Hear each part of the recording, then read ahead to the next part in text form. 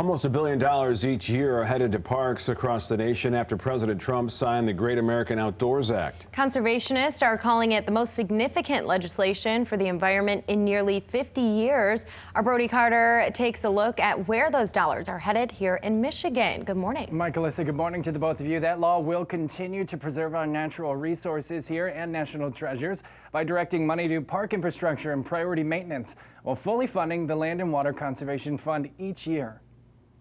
Michigan, home to more than 100 state parks, 16 state harbors, 140 campgrounds, with more than 900 miles of hiking trails. It's managed by the DNR and funded by initiatives like the Land and Water Conservation Fund. We have been fighting for decades to get full permanent funding of the Land and Water Conservation Fund. Amy Lindholm and John Judge with the Appalachian Mountain Club, America's oldest conservation and outdoors organization, leading the conversation of conservation. We're forgetting that we need to be nature natives first. In July, President Trump signed the Great American Outdoors Act, authorizing billions in funding for conservation, national parks, and outdoor recreation. It's fully funded forever. That's $900 million each year. The money comes from royalties that are paid by oil and gas companies that develop energy resources offshore. And so places like Sleeping Bear Dunes, Pictured Rocks National Lakeshore, and even state and local parks are lining up for money to help with upgrades and projects. They're trying to figure out which priorities to tackle first because there's a lot of need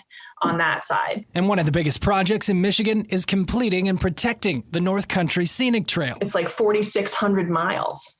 But like the Appalachian Trail as the longest long distance trail in the country is like fully complete and connected, although the whole trail corridor is not protected. And that's where LWCF has been helping to protect from development encroaching right close to the trail. So when you're hiking, you're not seeing a subdivision. The Great American Outdoors Act now doubling the funds states received in years past, funneling dollars into local economies while helping conserve our natural resources for many years to come. It really does empower people to connect with the outdoors first close to home and then as they can in the wider world and share some of the treasures that we have across Michigan and across the country. And the work has only just begun. You can actually reach out to your local land trust to identify places that need to be protected or projects that need to be tackled. And there's a wealth of resources by clicking on this story at fox17online.com. I'm Brody Carter, Fox 17.